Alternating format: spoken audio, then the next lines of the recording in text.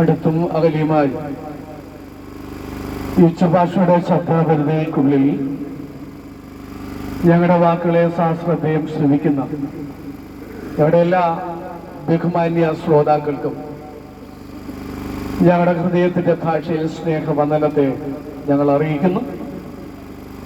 സുവിശേഷത്തെ സ്നേഹിക്കുകയും സുവിശേഷത്തെ ഹൃദയംഗമായി അംഗീകരിക്കുകയും സുവിശേഷത്തിൻ്റെ ഉള്ളിലുള്ള ആത്മീയ അനുഭവങ്ങളെ നുകർന്നനുഭവിച്ചിട്ടുള്ള ഒരു പ്രദേശത്തിന്മേൽ മാറ്റമില്ലാത്ത ദൈവത്തിൻ്റെ ശബ്ദങ്ങൾ ഇന്ന് പകൽ കേൾക്കപ്പെടുവാൻ ഈ ദേശത്തിന്മേൽ ലഭ്യമായിരിക്കുന്ന ഒരു അനുഗ്രഹ സമയമാണ് ഇത്. സുവിശേഷം എന്ന് പറഞ്ഞാൽ എന്താണ്? ആ വാക്കിന്റെ അർത്ഥം നല്ല വാർത്ത എന്നാകും. നിരവധി വാർത്തകൾ നാം കേട്ടിട്ടുണ്ട്. മനുഷ്യ ഹൃദയങ്ങളെ നൊമ്പരിപ്പിക്കുന്നതും മറന്നാലും മറക്കാൻ കഴിയാത്ത ഒരുപാട് ഓർമ്മകളുടെ വാർത്തകൾ നമ്മുടെ മനസ്സിൽ തിങ്ങി നിൽക്കുന്നുണ്ട്. പലപ്പോഴും അവയെല്ലാം വേദനാജനകമായ ഓർമ്മകളായി ജീവിതത്തിൽ ശേഷിക്കുമ്പോൾ ഒരു നല്ല വാർത്ത എന്നാണ് മനുഷ്യരോട് ബന്ധത്തെങ്കിൽ സുവിശേഷം ഇത്രമാത്രം ഒരു നല്ല വാർത്തയാകും. അത് മനുഷ്യൻ ഒരുപാട് പ്രശ്നങ്ങളെ അഭിമുഖീകരിച്ചുകൊണ്ട് ജീവിക്കുന്ന ഒരുവനാണ്.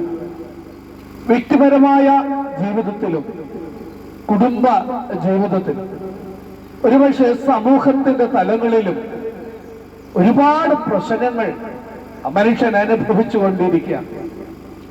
ഇനിയും ഒരു പ്രശ്നത്തെ താങ്ങുവാൻ എനിക്ക് കഴിയുകയില്ല എന്ന് പോലും പറയുന്ന ഒരുപാട് മനുഷ്യര് സമൂഹത്തിലുണ്ട്. അവർ ഹൃദയത്തിന്റെ വേദനകൾ അത് വലുതാണ്.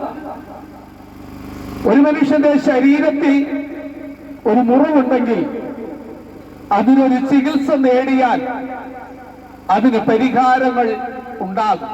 ആ മുറിവ് ഉണങ്ങും, കരിയും, സൗഖ്യമാകും. എന്നാൽ മനുഷ്യന്റെ ഹൃദയത്തിൽ നിരവധിയായ മുറിവുകളുണ്ട്, വേദനകളുണ്ട്. കഴിയാത്തതും പരിഹാരം കണ്ടെത്താൻ കഴിയാത്തതുമായ മുറിവുകളുമായി, ഇതിന്റെ ഭാരങ്ങളുമായി മനുഷ്യൻ തന്നെ കാഴ്ചപ്പാടുകളെ മുമ്പോട്ട് വെച്ച് യാത്ര ചെയ്യുകയാണ്. പ്രശ്നങ്ങളാ, അൻപറയും എവിടെ നോക്കിയാലും പ്രശ്നമാ, എന്തിലിടപെട്ടാലും പ്രശ്നങ്ങളാ. ഇങ്ങനെ ഒരുപാട് ഒട്ടനവധി പ്രശ്നങ്ങളെ അഭിമുഖീകരിച്ചുകൊണ്ട് ശരീരത്തിന്റെ ക്ഷീണത്തെക്കാട്ടിലും മനസ്സിന്റെ ക്ഷീണങ്ങളുമായി, അതിന്റെ തളർച്ചകളുമായി നടന്നു നീങ്ങുന്ന മനുഷ്യനുണ്ട്. ചിരിക്കുന്ന ഒരു മുഖവുമായി മനുഷ്യനുമായി ലോക്യം സംസാരിച്ച നടന്നു നീങ്ങുന്ന മനുഷ്യന്റെ മാനസിക വേദനകള് ഒട്ടനവധിയാണ്. ഇവിടെയാണ് സുവിശേഷം മനുഷ്യന്റെ ഹൃദയത്തെ സ്പർശിക്കുന്നത്. കാരണം സുവിശേഷത്തിങ്കിൽ ഇത് സമാധാനത്തിന്റെ സന്ദേശമാണ്. ഇത്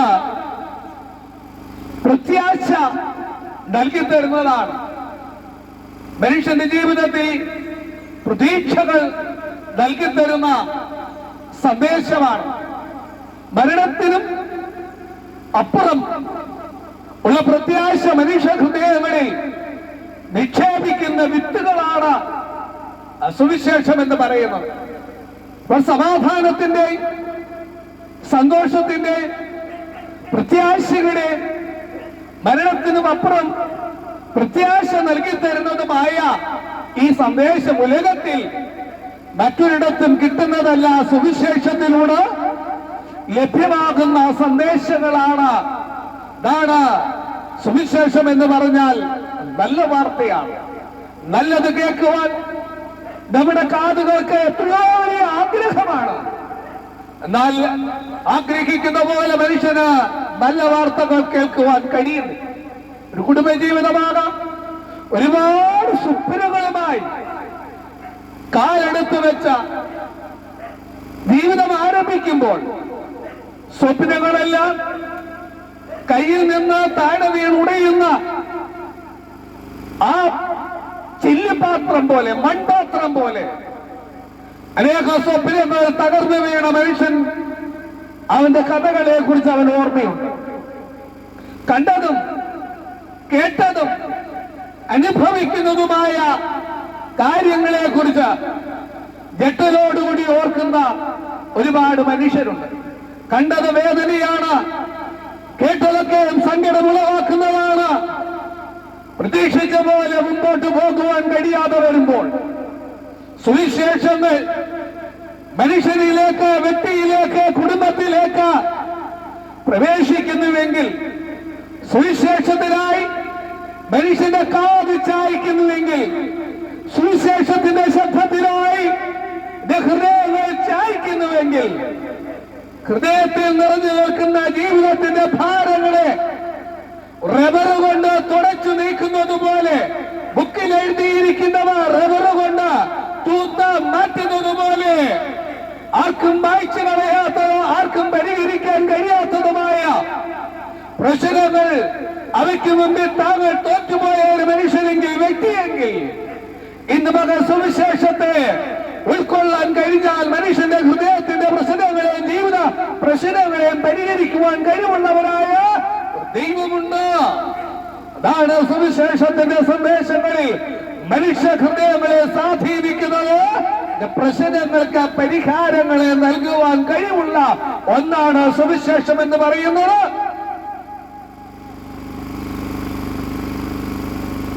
ഇന്ന് നമ്മൾ മാധ്യമങ്ങളിലാകാമൊക്കെയും ശ്രദ്ധിക്കുന്നതും കാണുന്നതുമായ കാര്യങ്ങളും ഈ അടുത്ത കാലത്ത് കുടുംബ പ്രശ്നത്തോട് ബന്ധത്തെങ്കിൽ ഒരവസാനം വേണമെന്ന് ചിന്തിച്ച ഭാര്യയും ഭർത്താവും തമ്മിൽ വഴക്കുണ്ടാക്കിയപ്പോൾ പരിഹാരം അവർ കണ്ടെത്തിയത് ഭർത്താവിന്റെ ചിന്ത ഭാര്യയെ കൊല്ലുക. 6 മാസം മാത്രം ദൈർഘ്യമുള്ള ഒരു കുടുംബജീവിതം നയിച്ചപ്പോൾ 6 മാസത്തിന് ശേഷം ഭർത്താവ് ഭാര്യയുടെ കഴുത്തും ഞെരിച്ച് കൊന്നു. പിടിക്കപ്പെട്ടപ്പോൾ പറയുന്നത് താങ്ങാൻ കഴിയാത്ത കുടുംബ പ്രശ്നങ്ങളാണ്. താങ്ങാൻ കഴിയാത്ത കുടുംബ പ്രശ്നം കൊണ്ട് ഒരാളെ ഒഴിവാക്കാൻ ശ്രമിച്ചപ്പോൾ പ്രശ്നങ്ങളുടെ വർധനവല്ലേ. ഇന്ന് നമ്മൾ ശ്രദ്ധിക്കുന്ന പ്രിയപ്പെട്ടവരെ, പ്രശ്നങ്ങൾക്ക് പരിഹാരങ്ങൾ നൽകി തരുവാൻ നമ്മുടെ കുടുംബങ്ങളിൽ ദൈവത്തിന്റെ സാന്നിധ്യങ്ങളാണ് മനുഷ്യന്റെ ജീവിതത്തിലേറെ ആവശ്യമായിരിക്കുന്നത്. കുടുംബം എന്ന് പറയുമ്പോൾ കൂടുമ്പോൾ ഇമ്പകരമെന്നാണ് പദത്തിന്റെ അർത്ഥം. കൂടുമ്പോൾ ഇമ്പകരം. അനേക കുടുംബ ജീവിതങ്ങളിലും കൂടുമ്പോൾ ഇമ്പകരമായ അനുഭവങ്ങളല്ല, പലപ്പോഴും ഹൃദയത്തിന്റെ ഉള്ളിൽ വേദനകളുമായി, നിരാശകളുമായി, സന്തോഷമില്ലാത്ത മനസ്സിന്റെ ഉടമകളുമായി ജീവിക്കുമ്പോൾ കൂടി വരുമ്പോൾ ആ കൂടിവരവ് സന്തോഷത്തിന്റെ അനുഭവമാകുന്നില്ല. എന്നാൽ ഈ കുടുംബങ്ങളിലേക്ക്, ഈ വ്യക്തിയിലേക്ക് യേശുക്രിസ്തുവിനെ നിങ്ങളുടെ കുടുംബത്തിലേക്ക് ക്ഷണിച്ചാൽ ജീവിതത്തിന്റെ പ്രശ്നങ്ങൾ എത്ര സങ്കീർണമാണെങ്കിലും അവയ്ക്ക് പരിഹാരം നൽകി തരുന്ന ഒരുവനുണ്ട്. വേദപുസ്തകത്തിൽ ഇങ്ങനെ ഒരു ഭാഗം രേഖപ്പെടുത്തിയിട്ടുണ്ട്. യേശുവും ശിഷ്യന്മാരും ഗലീല കടലിനക്കരയ്ക്ക് പോകുമ്പോൾ അവർ ആ തോണിക്കെതിരായി ഓളങ്ങളും തിരമാലകളും വന്ന് ആ പടകിന് മുമ്പോട്ട് പോകുവാൻ കഴിയാതെ പോയി. യേശു ഉറങ്ങുകയായിരുന്നു എന്ന് അവിടെ രേഖപ്പെടുത്തിയിരിക്കുന്നു. ഇതുപോലെ ജീവിതത്തിങ്കിൽ തിരകളുടെ കാറ്റിന്റെ ഇടയിൽ ഞെരിഞ്ഞു പോകുന്ന ആ തോണി പോലെ മനുഷ്യന്റെ ജീവിതത്തിങ്കിൽ മുമ്പോട്ട് പോകുവാൻ കഴിയാതെ ഇവിടെ തകർന്നു പോകും, ഇവിടെ മുങ്ങിപ്പോകും എന്ന് തോന്നത്തക്ക നിലകളില്, ഭയപ്പെടുന്ന നിലകളില് മനുഷ്യന്റെ ജീവിതത്തിന്റെ ഈ പ്രശ്നങ്ങളെ ആമേൻ രൂക്ഷമാകുമ്പോൾ, പ്രതിസന്ധിയിൽ അകപ്പെട്ടു പോകുമ്പോൾ കാറ്റിനെയും കടലിനെയും ശാന്തവാക്യപോലെ അമർത്തിയതുപോലെ ഈ ശബ്ദങ്ങൾക്കുള്ളിൽ വാക്കുകളെ കേൾക്കുന്ന പ്രിയ ഞങ്ങളുടെ സ്നേഹിതരെ, ശ്രോതാവേ, താങ്കളുടെ ജീവിതത്തിങ്കിൽ ഇതിന് തുല്യമായ പ്രശ്നങ്ങളാണ് അഭിമുഖീകരിക്കുന്നത്. അവയ്ക്ക് പരിഹാരം നൽകി തരുവാൻ, അവയെ അമർത്തുവാൻ, അവയെ ശാന്തമാക്കുവാൻ കഴിവുള്ള ഒരുവനാണ് നസ്രയനായിരിക്കുന്ന യേശുക്രിസ്തു. സുവിശേഷം എന്ന് പറയുമ്പോൾ സമാധാനത്തിന്റെ സന്ദേശമാണ്. സുവിശേഷത്തിൽ സമാധാനത്തിന്റെ സന്ദേശമുണ്ട്. മനുഷ്യന്റെ ജീവിതത്തിൽ മനുഷ്യനെ ഏറെ ആഗ്രഹിക്കുന്നതാണ് ജീവിതത്തിൽ സമാധാനങ്ങൾ. ആഗ്രഹിക്കുന്ന നിലകളിൽ സമാധാനങ്ങൾ മനുഷ്യന് ലഭ്യമാകാൻ കഴിയുന്നില്ല. ഇവിടെ മാർക്കറ്റുകളിൽ വാങ്ങുവാൻ സാധനം കിട്ടുന്നത് പോലെ എങ്ങും വാങ്ങുവാൻ കിട്ടുന്നതല്ല സമാധാനങ്ങൾ. സമാധാനങ്ങൾ മനുഷ്യന്റെ ജീവിതത്തിൽ നഷ്ടമാക്കുമ്പോൾ യേശുക്രിസ്തുവിന്റെ ശിഷ്യന്മാരോട് പറഞ്ഞ വാക്കുകളെ ശ്രദ്ധയിലേക്ക് കൊണ്ടുവരുവാൻ ഞാൻ ആഗ്രഹിക്കുന്നു. ലോകം തരാത്ത വലിയ സമാധാനം ഞാൻ നിങ്ങൾക്ക് നൽകി തരും. ലോകത്ത് ജീവിക്കുന്ന മനുഷ്യരോട് പറയുകയാണ്, ലോകം തരാത്ത സമാധാനങ്ങൾ. ലോകം തരുന്ന സമാധാനങ്ങളുണ്ട്. സാമ്പത്തിക ബുദ്ധിമുട്ടുള്ളവര് സ്ഥിരമായ ഒരു തൊഴിൽ ലഭിക്കുമ്പോൾ സാമ്പത്തിക ബുദ്ധിമുട്ടിന്റെ അസമാധാനങ്ങൾ ആ വ്യക്തിയെ വിട്ട് മാറിപ്പോകുന്നു. ലോകത്തിൽ ആരോഗ്യമുള്ള ഒരു ശരീരത്തിന്റെ ഉടമയായി ജീവിക്കപ്പെടുമ്പോൾ അനാരോഗ്യങ്ങളെ അവൻ മറന്നുപോകുന്നു. സമാധാനമായി തീരുക. പ്രശ്നങ്ങൾ അകപ്പെട്ടുപോയിരിക്കുന്ന മനുഷ്യന് പ്രശ്നങ്ങളിൽ നിന്ന് വിടുതലുകൾ പ്രാപിക്കുമ്പോൾ സമാധാനമാകും. അനേക കുടുംബങ്ങളിൽ ഉയർച്ചകളും പുരോഗതിയിലും പുരോഗമനങ്ങളിലും ജീവിക്കുമ്പോൾ ആ കുടുംബത്തിന്റെ അകത്തളങ്ങളില് യഥാർത്ഥ സമാധാനങ്ങൾ അവർക്ക് പ്രാപിക്കപ്പെടുവാൻ കഴിയുന്നില്ല. സമ്പത്തുണ്ടായിട്ടും ആരോഗ്യമുണ്ടായിട്ടും ജീവിതത്തിൽ അനുകൂലമായിരിക്കുന്ന എല്ലാ സാഹചര്യങ്ങളും ഉണ്ടായിട്ടും ജീവിതത്തിൽ സമാധാനങ്ങൾ പ്രാപിക്കപ്പെടുവാൻ കഴിയുന്നില്ല. അതിന്റെ കാരണം എന്താണ്? അതിന്റെ കാരണം എല്ലാം ലോകപ്രകാരം ഉണ്ടായിട്ടും ദൈവമില്ല, ദൈവ സാന്നിധ്യങ്ങളില്ല, ദൈവീയ ബന്ധങ്ങളില്ല. അത് നിമിത്തം ലോകത്തിൽ നേടിയെടുത്തിരിക്കുന്നവ ലോകത്തിൽ അനുഭവിച്ച് ജീവിക്കുമ്പോഴും സമാധാനമില്ല. ലോകം തരാത്ത വലിയ സമാധാനം അവിടെയാണ് യേശു മനുഷ്യന് നൽകിക്കൊടുക്കുന്നത്. യേശു ക്രിസ്തുവിൽ വിശ്വസിക്കുമ്പോൾ, യേശുവിനെ കർത്താവും രക്ഷകനുമായി ഒരുവൻ അംഗീകരിക്കുമ്പോൾ എന്റെ ജീവിതത്തിന്റെ അസമാധാനങ്ങളെ നീക്കുകയും മാറ്റി ജീവിതത്തിന് സമാധാനം നൽകി തരുന്ന ദൈവമുണ്ട്. സുവിശേഷം എന്ന് പറയുമ്പോൾ ആ സമാധാനത്തിന്റെ സന്ദേശമാണ്.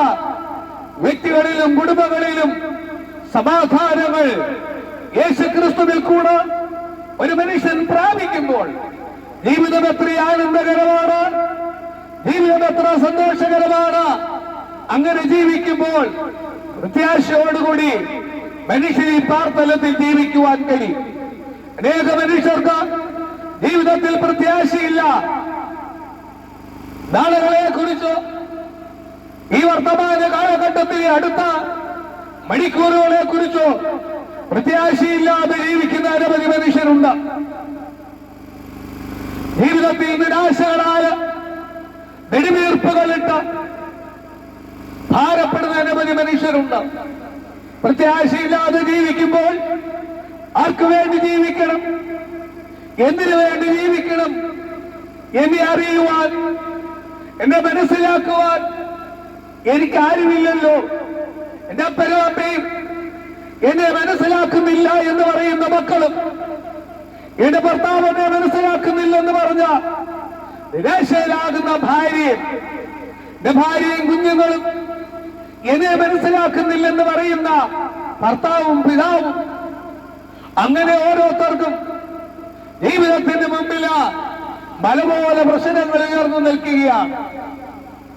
അതുകൊണ്ട് ജീവിതത്തിന് മുമ്പില് അവർ കാണുന്ന വിഷയങ്ങളെയെല്ലാം അവരെ നിരാശപ്പെടുത്തുന്നതാകുമ്പോൾ, ജീവിതത്തിൽ പ്രതീക്ഷകളില്ലാതെ പ്രത്യാശയില്ലാതെ ജീവിക്കുമ്പോൾ യേശുക്രിസ്തുവിന്റെ സാന്നിധ്യങ്ങൾ മനുഷ്യൻ തന്റെ ജീവിതത്തിൽ അനുഭവിച്ചാൽ അവൻ അഭിമുഖീകരിക്കേണ്ടി വരുന്ന പ്രശ്നങ്ങൾ നിമിത്തം അവൻ പ്രത്യാശയില്ലാത്തവനായി പോകുകയില്ല. കാരണം അവന്റെ പ്രശ്നങ്ങൾക്കെല്ലാം പരിഹാരം ക്രിസ്തുയേശുവിന്റെ പക്കലുണ്ട് എന്നതാണ് യാഥാർത്ഥ്യങ്ങൾ. പ്രത്യാശ നൽകി തരുവാൻ ദൈവത്തിന്റെ വചനത്തിന് കഴിയും.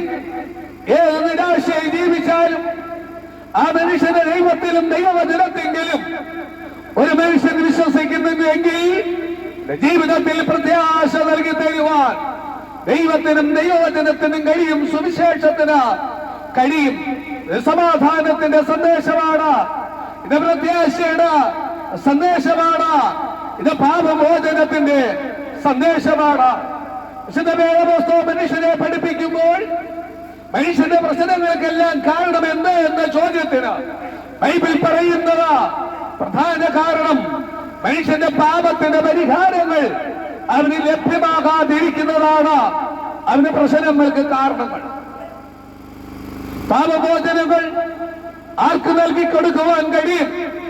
യേശു ജീവിച്ചിരിക്കുന്ന കാലഘട്ടങ്ങളിൽ ചിലരുടെ ചോദ്യമായിരുന്നു, ആർക്കായി ഇവന് പാപമോചനം നൽകിക്കൊടുക്കുവാൻ യേശുവിന് എന്ത് അധികാരമെന്ന്.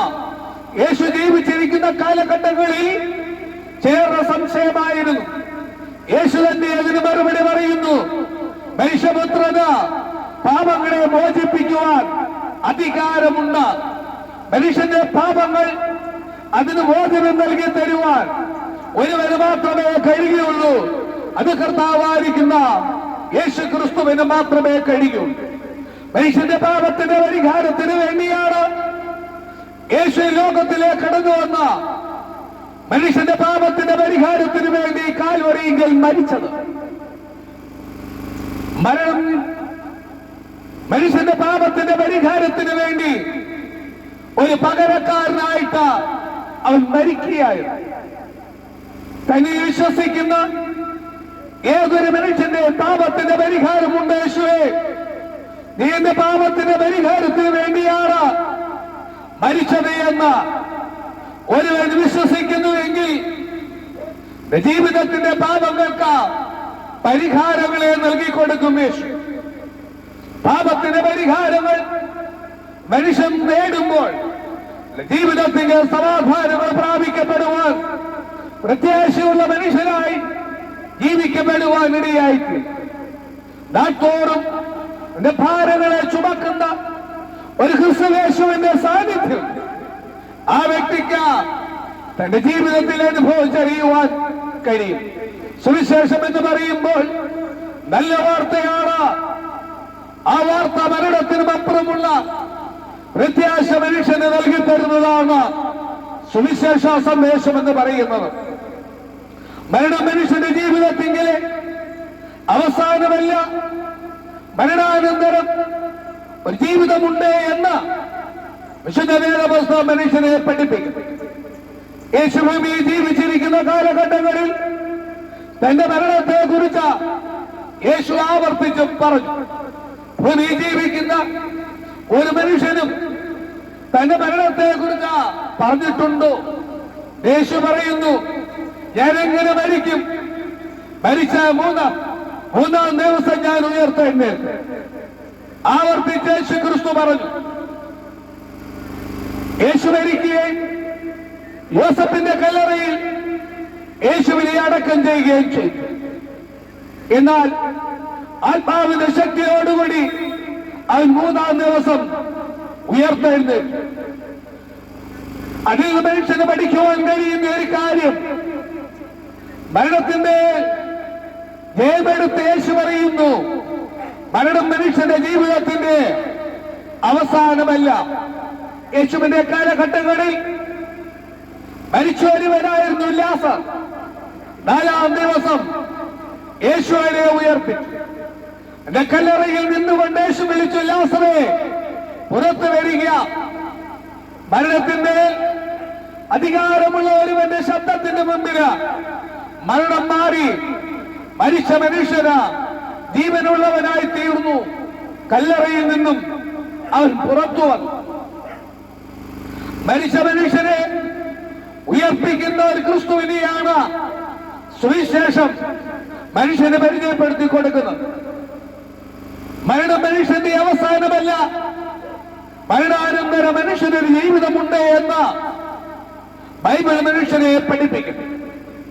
രണ്ട് ജീവിതത്തെ കുറിച്ചാണ് ബൈബിൾ മനുഷ്യനെ പഠിപ്പിക്കുന്നത്. നിത്യമായ സ്വർഗവും നിത്യമായ നരകത്തെ കുറിച്ചും ബൈബിൾ മനുഷ്യനെ പഠിപ്പിക്കുന്നു. നരകം എന്ന് പറയുമ്പോൾ അത് പിശാചിനും അവന്റെ കൂട്ടർക്കും ഒരിക്കലെന്നാണ് ബൈബിൾ പറയുന്നത്. എന്നാൽ മനുഷ്യൻ എന്താണ് അതുമായി ബന്ധം? മനുഷ്യന് വന്നുചേർന്ന ബന്ധം ഈ ഭൂമിയിൽ ജീവിച്ചിരിക്കും കാലഘട്ടങ്ങളിൽ യേശുക്രിസ്തുവിങ്കിൽ വിശ്വസിക്കാതെ നിമിത്തവും മനുഷ്യന്റെ പാപത്തിന്റെ പരിഹാരത്തിന് വേണ്ടി യേശു മരിച്ചു എന്ന് കേട്ടിട്ടും അതറിഞ്ഞിട്ടും വിശ്വസിക്കായകൊണ്ടും ക്രിസ്തുവിൽ വിശ്വസിക്കാകിയാൽ മനുഷ്യന്റെ നിത്യരക്ഷ മനുഷ്യൻ തന്നെ നഷ്ടമാക്കുന്നതാണ് മനുഷ്യൻ നിത്യ നരകത്തിലേക്ക് പോകുവാൻ കാരണം. ആരും നശിച്ചു പോകരുത് എന്ന് യേശു ആഗ്രഹിച്ച സകല മനുഷ്യന്റെ പാപത്തിന്റെ പരിഹാരത്തിന് വേണ്ടിയാണ് യേശു മരിച്ചത്.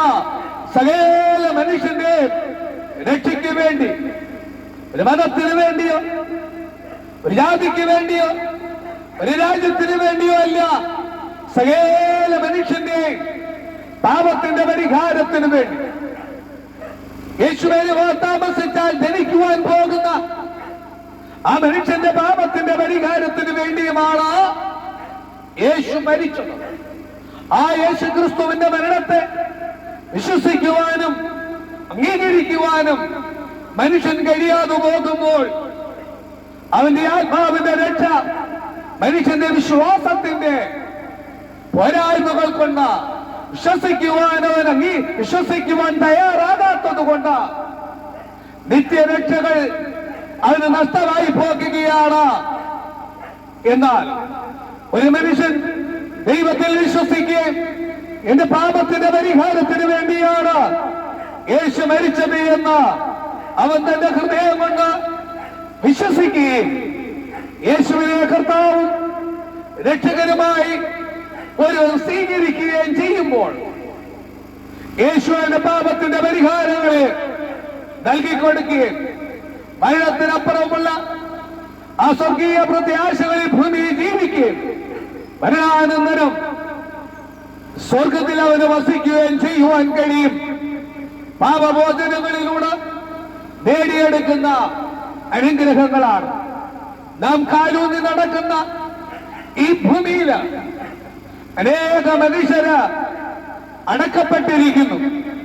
പ്രായഭേദമെന്നീ അനേക മനുഷ്യരെ അടക്കം ചെയ്ത ഒരു ഭൂമിക്ക് മുകളിലാണ് ഞാനും താങ്കളും നടക്കുന്നത്. മരണഭയമില്ലാതെ ഈ ഭൂമിയിൽ ഒരുവൻ ജീവിക്കണമെങ്കിൽ മരണഭയം അവരിൽ നിന്നും മാറേണ്ടത് ആവശ്യമാണ്. മരണഭയം മനുഷ്യ ഹൃദയത്തിൽ നിന്നും മാറുന്നത് മരണത്തെ ജയിച്ച് ഉയർത്തെഴുന്നേറ്റ യേശുക്രിസ്തുവിങ്കിൽ ഒരു മനുഷ്യൻ വിശ്വസിക്കുമ്പോഴാണ് അവൻ മരണഭയം അവന്റെ ഉള്ളിൽ നിന്നും മാറുന്നത്. മരണത്തിനപ്പുറമുള്ള പ്രത്യാശയുള്ള ആ സുന്ദര നാളുകളെ കുറിച്ചും നിത്യതയെക്കുറിച്ചും നിത്യസ്വർഗത്തെക്കുറിച്ചും ആ മനുഷ്യന് അറിവ് നേടുമ്പോൾ ഈ ഭൂമിയിൽ ആ മരണഭയമില്ലാത്ത ഒരു മനുഷ്യനായി ജീവിക്കുവാൻ ഇടയായിത്തീരും. മരണഭയത്തെ നീക്കുവാൻ മനുഷ്യന്റെ ജ്ഞാനത്തിനോ മനുഷ്യന്റെ ബുദ്ധിക്കോ മനുഷ്യന്റെ അറിവിനോ കഴിയുകയില്ല. മരണത്തെ ജയിച്ചെഴുന്നേറ്റ യേശുക്രിസ്തുവിന് മനുഷ്യന്റെ ഉള്ളിലെ മരണഭയത്തെ നീക്കിക്കൊണ്ട് പ്രത്യാശ കൊണ്ട് അവനെ നിറച്ച ജീവിതത്തിങ്കിൽ ഭയരഹിതനായി ജീവിക്കപ്പെടുവാൻ ഇടയായിത്തീരും. അതത്ര സന്തോഷകരമായ ജീവിതമാണ്, അതത്ര ആനന്ദകരമായ ഒരു ജീവിതമാണ് ആർക്ക് ഈ ജീവിതം നൽകി തരുവാൻ കഴിയും. യേശുവിൽ വിശ്വസിക്കുന്ന ഒരു വ്യക്തിക്ക്, ഒരു കുടുംബത്തിന്, ഒരു സമൂഹത്തിന് അങ്ങനെ ജീവിക്കുവാൻ കഴിയും. യാഥാർത്ഥ്യമാണ്. പ്രിയ സ്നേഹിത, മരണഭയം താങ്കളിൽ നിന്നുണ്ടോ? അവയെ അതിജീവിക്കുവാൻ യേശുക്രിസ്തുവെങ്കിൽ താങ്കൾ വിശ്വസിക്കുന്നുവെങ്കിൽ മരണഭയത്തെ ജയിച്ചുകൊണ്ട് ഈ ഭൂമിയിൽ സമാധാനമുള്ള മനുഷ്യനായി ജീവിക്കപ്പെടുവാനിടയായിത്തീരും. മനുഷ്യന്റെ ജീവിതത്തിൽ ഒട്ടനവധി പ്രശ്നങ്ങൾ അവനെ അഭിമുഖീകരിച്ചുകൊണ്ടിരിക്കുമ്പോൾ പ്രശ്നത്തിൽ നിന്ന് ഒരു വിടുതലുകൾ വേണ്ടി പലപ്പോഴും മനുഷ്യന് ആശ്രയിക്കുന്ന ഒന്നാണ് മദ്യമെന്ന് പറയുന്നത്. മദ്യം മനുഷ്യന്റെ ജീവിതത്തിന്റെ പ്രശ്നങ്ങൾക്ക് പരിഹാരങ്ങൾ നൽകി തരുന്നതല്ല, ഒരു പ്രശ്ന പരിഹാരം എന്ന നിലവിലാണ് അനേക മനുഷ്യര് മദ്യത്തിൽ ആശ്രയിക്കുന്നത്. കുടുംബജീവിത പ്രശ്നങ്ങളാകാം, തൊഴിൽ മേഖലകളിലെ പ്രശ്നങ്ങളാകാം, വ്യക്തിപരമായ പ്രശ്നങ്ങളാകാം, രോഗങ്ങളാകാം, നിരാശകളാകാം, കട ബാധ്യതകളാകാം. ജീവിതത്തിലെ ഇങ്ങനെ ഒട്ടനവധിയായ പ്രശ്നങ്ങളെ അഭിമുഖീകരിക്കുമ്പോൾ ആ പ്രശ്നത്തിൽ നിന്ന് ഒരു മോചനം എന്ന നിലകളിലാണ് പലപ്പോഴും പലരും മദ്യത്തിന് അടിമപ്പെട്ടു പോയിരിക്കുന്നത്. എന്നാൽ പ്രിയ സ്നേഹിത, ഞങ്ങൾക്ക് പറയുവാനുള്ളത്, ഇന്ന് വരെയും ഈ പാർത്തലത്തിൽ ജീവിച്ച ഒരു മനുഷ്യനും മദ്യം മുഖാന്തരം അവന്റെ പ്രശ്നത്തിന് പരിഹാരങ്ങൾ അവനോ അവന്റെ കുടുംബമോ ഇന്ന് വരെയും കണ്ടിട്ടില്ല എന്നതാണ് യാഥാർത്ഥ്യം.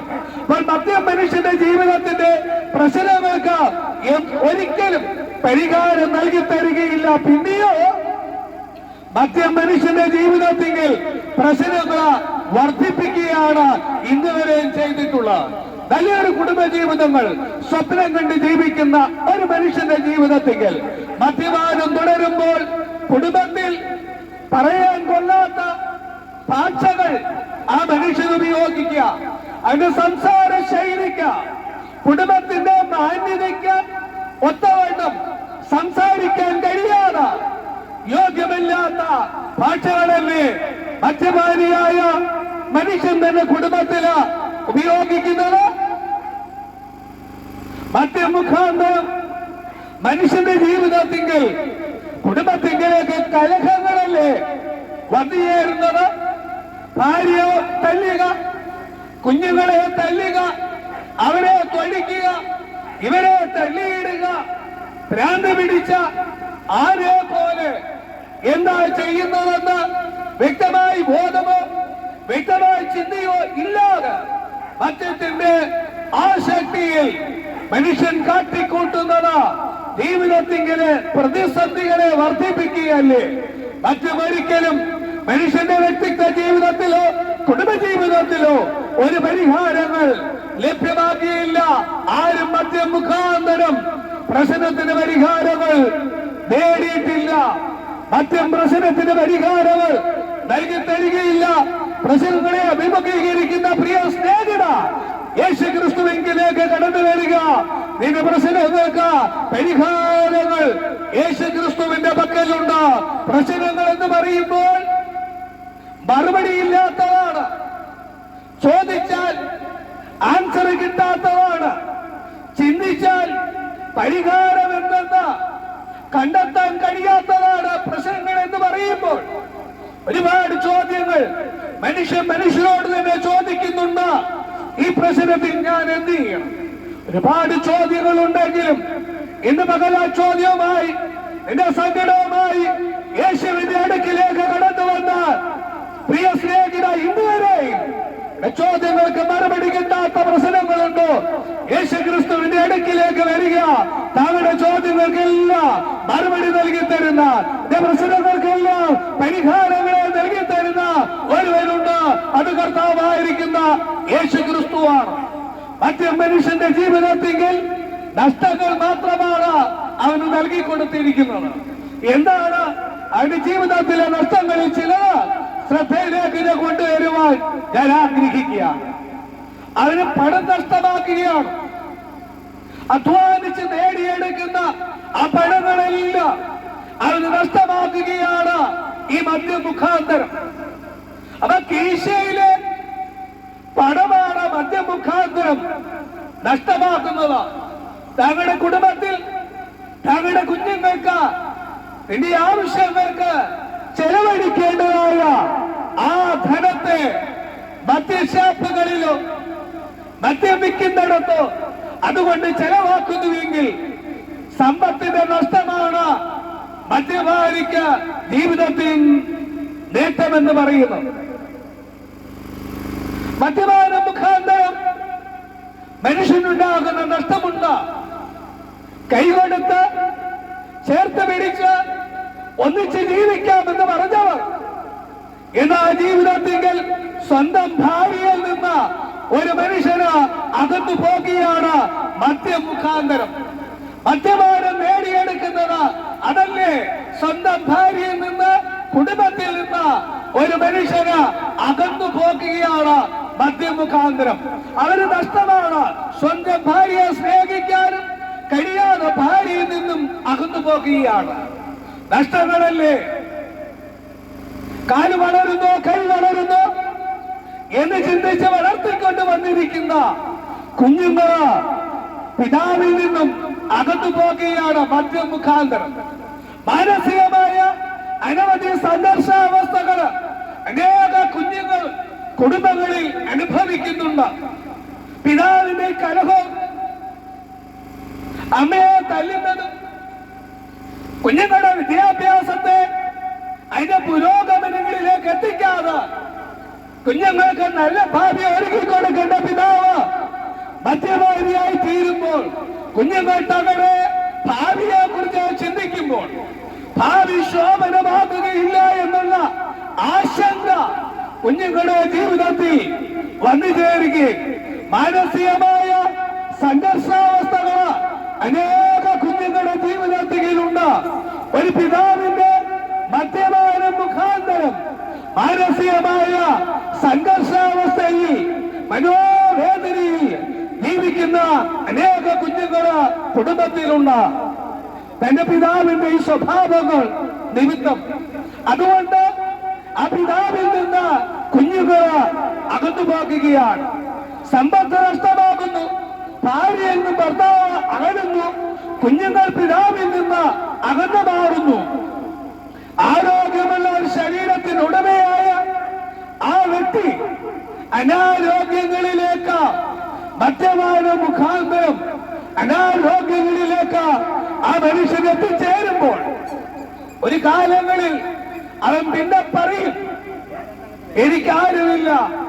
നല്ല കാലത്ത് ഭാര്യയെ സ്നേഹിച്ചില്ല, നല്ല കാലത്ത് ആരോഗ്യമുള്ളപ്പോ കുഞ്ഞുങ്ങളെ സ്നേഹിച്ചില്ല, അവരെ കരുതിയില്ല. ആരോഗ്യമില്ലാതെ വന്നപ്പോൾ, സമ്പത്തില്ലാതെ വന്നപ്പോൾ, ജീവിതത്തിൽ ബലഹീനനായപ്പോൾ പറയുകയാണ് എനിക്കാരുമില്ല എന്ന്. എത്രയോ തങ്ങളുടെ ആരോഗ്യങ്ങളെ ക്ഷയിച്ച് മദ്യപാന മുഖാന്തരം നിരാശയെ ജീവിക്കുന്ന മനുഷ്യരുണ്ട്. പ്രിയ സ്നേഹിത, മറ്റെന്താകളുടെ ജീവിതത്തിലെ പ്രശ്നങ്ങൾക്ക് ഒരു പരിഹാരങ്ങൾ ലഭ്യമാക്കുകയില്ല. മദ്യപിച്ച ഒരു പിതാവിന്റെ കടക്കം കണ്ട ഒരു മകന്റെ കാര്യം കൂടെ ശ്രദ്ധയിലേക്ക് കൊണ്ടുവരട്ടെ. മദ്യപിച്ച് വരുന്ന ആ പിതാവ് അമ്മയെ തല്ലുന്നതാണ് ഈ മകൻ കണ്ടു വളർന്നത്. അവൻ പറഞ്ഞു, ഞാൻ മദ്യപാനത്തിലേക്ക് പോകുകയില്ല. അങ്ങനെ എന്റെ യൗവനത്തിൽ മദ്യപാനം വെറുപ്പായി തീർന്നു. നല്ല ജീവിതത്തിന്റെ ഉടമയായി അവൻ ജീവിച്ചു. അവൻ കുടുംബജീവിതത്തിലേക്ക് പ്രവേശിച്ചപ്പോൾ കുടുംബജീവിതത്തിന്റെ ഒട്ടനവധി പ്രശ്നങ്ങൾ ജീവിതത്തിലേക്ക് കടന്നു വന്നപ്പോൾ അവന് പിതാവിനെ പോലെ മദ്യപിക്കുവാൻ തുടങ്ങി. അവൻ ഭാര്യയെ തല്ലാൻ തുടങ്ങി, അമ്മയെ തല്ലാൻ തുടങ്ങി. അമ്മയെ കുറിച്ച് പറയുമ്പോൾ പിതാവ് അമ്മയെ തന്റെ യൗവന പ്രായം മുതൽ തല്ലുകയാണ്. വാർദ്ധക്യത്തിലെത്തിയിരിക്കുന്ന മാതാവിനെ ഇപ്പോൾ മകനും തല്ലുകയാണ്. എന്തൊരു ദുഃഖമായ അനുഭവങ്ങളാണ് ആ സ്ത്രീയെ സംബന്ധിച്ചിടത്തോളം. എത്രയോ സ്ത്രീകള് തങ്ങളുടെ കുടുംബങ്ങളില് മറ്റു മുഖാന്തരം വേദനകൾ അനുഭവിച്ചുകൊണ്ട് ജീവിക്കുകയാണ്. ഞാൻ പ്രിയ സ്വഭാവേ, ഇങ്ങനെ പ്രശ്നങ്ങളാൽ തകർന്ന, പ്രശ്നങ്ങളാൽ ഉരിയുന്ന ഒരു ജീവിതത്തിന്റെ ഉടമയാണ് നിങ്ങളുടെ വ്യക്തിപരമായ ജീവിതങ്ങള്, നിങ്ങളുടെ കുടുംബ ജീവിതങ്ങള്. ഈ നിലകളിൽ ഉലഞ്ഞ് തകരുന്ന ഒരു ജീവിതത്തിന്റെ ഉടമയാണെങ്കിൽ പ്രത്യാശയോടെ നമ്മൾക്ക് പറയുവാൻ കഴിയും, ഈ ജീവിത പ്രശ്നത്തിൽ നിന്ന് താങ്കളെ വിടിവിക്കുന്ന ഒരുവരുണ്ട്, രക്ഷകനുണ്ട്. അതാരാന്ന് ചോദിച്ചാൽ ആ കർത്താവായ യേശു ക്രിസ്തുവാണ്. യേശുവിനോട് ദൂതൻ പറയുന്ന ഒരു വാക്കുണ്ട്. യേശുവിന് പേരിടുമ്പോൾ ദൂതൻ മരിയോട് പറയുന്ന ഒരു വാക്കുണ്ട്. അവന് പേരിടുമ്പോൾ യേശു എന്ന് പേരിടണം. ആ പേരിന്റെ അർത്ഥം രക്ഷകൻ എന്നാകും. പ്രിയ സ്നേഹിത, നിന്നെ രക്ഷിപ്പാൻ ആരുമില്ലാത്ത ഒരു സാഹചര്യമാണോ? നിന്റെ കുടുംബത്തെ രക്ഷിപ്പാൻ, രക്ഷപ്പെടുവാൻ ഒരു മാർഗവുമില്ലാത്ത കാലമാണോ? എങ്കിൽ രക്ഷകനായ ഒരുവരുണ്ട്, കർത്താവായ യേശു ക്രിസ്തുവിൽ താങ്കൾ വിശ്വസിക്കുന്നുവെങ്കിൽ ഇന്ന് അഴിയപ്പെടാത്ത പ്രശ്നങ്ങൾ, പരിഹാരമില്ലാത്ത പ്രശ്നങ്ങൾ, സമാധാനമില്ലായ്മ, പ്രത്യാശയില്ലായ്മ, ജീവിതത്തിൽ സന്തോഷമില്ലായ്മ, മരണത്തിനപ്പുറം പ്രത്യാശയില്ലാതെ ജീവിതത്തിൽ തകരുന്ന ഒരു വ്യക്തിയെങ്കിൽ, കുടുംബ തകർച്ചകളിലാകുന്നുവെങ്കിൽ, വ്യക്തിപരമായ തകർച്ചയിലാകുന്നുവെങ്കിൽ താങ്കളെ രക്ഷിക്കാൻ ഒരുവരുണ്ട്. അതിനുള്ള ഒരു മാർഗമുണ്ട്. യേശുവിൽ വിശ്വസിക്കുക. എങ്ങനെ വിശ്വസിക്കണോ? യേശുവേ, ഞാനൊരു പാപിയാണ്, എന്റെ പാപത്തിന്റെ പരിഹാരത്തിന് വേണ്ടി അങ്ങ് മരിച്ചിരിക്കുന്നു. അങ്ങ് മരിച്ച എന്റെ പാപത്തിന്റെ പരിഹാരത്തിനാണെന്ന് ഞാൻ വിശ്വസിക്കുന്നു. അങ്ങ് എന്റെ കർത്താവും എന്റെ രക്ഷകനുമായി ഞാൻ സ്വീകരിക്കുന്നു. എന്നെ ഒരു ദൈവമകനാക്കണമേ, എന്നെ ഒരു ദൈവമകനാക്കണമേ എന്ന് ആഗ്രഹിച്ച, പ്രാർത്ഥിച്ച, ദൈവകരങ്ങളിലേക്ക് പരമേൽപ്പിച്ച ജീവിതത്തിന്റെ പ്രശ്നങ്ങളിൽ നിന്ന് വിടുതൽ പ്രാപിക്കുകയും ഹൃദയത്തിന്റെ മുറിവുകളെ കെട്ടപ്പെടുകയും ജീവിതം സമാധാനപൂർവ്വമായി തീരുവാൻ ഇടയായി തീരുകയും ചെയ്യും. ആ അനുഗ്രഹിക്കപ്പെട്ട ആ ജീവിതത്തിലേക്ക് നിങ്ങളെ ഞങ്ങൾ ആഹ്വാനം ചെയ്തുകൊണ്ട് ഞാൻ എന്റെ വാക്കുകളെന്ന് വിരമിക്കുവാൻ കർത്താവിൽ ആഗ്രഹിക്കുന്നു. നിങ്ങൾക്ക് വേണ്ടി പ്രാർത്ഥിപ്പാൻ ഞാൻ ആഗ്രഹിക്കുന്നു. ഞങ്ങളുടെ പ്രിയപിതാവേ, അങ്ങയുടെ പരിശുദ്ധമായിരിക്കുന്ന നാമത്തിന് നന്ദിയോട് സ്തോത്രം. ഈ ശബ്ദപരിധികൾക്കുള്ളിൽ ഞങ്ങളുടെ വാക്കുകൾ കേട്ട എല്ലാവരെയും ഓർത്ത് സ്തോത്രം ചെയ്യും. പ്രശ്നങ്ങളിലാണോ പല പ്രശ്നങ്ങൾക്ക് പരിഹാരങ്ങൾ നൽകി കൊടുക്കുന്ന അങ്ങേങ്കിൽ വിശ്വസിച്ച, ആശ്രയിച്ച് ജീവിപ്പാൻ തക്കവണ്ണം കർത്താവിനെ സഹായിക്കണം. സമാധാനമുള്ളവരാകട്ടെ, സന്തോഷമുള്ളവരായി തീരട്ടെ. അങ്ങയുടെ നാമത്താൽ അവർ അനുഗ്രഹിക്കപ്പെട്ടെ ഒന്നിച്ച ദേശത്തെ അങ്ങയുടെ നാമത്തിൽ അനുഗ്രഹിക്കുന്നു. ദൈവത്താൽ ദേശം അനുഗ്രഹിക്കപ്പെട്ട വ്യക്തികളും കുടുംബങ്ങളും സന്തോഷത്തിന്റെയും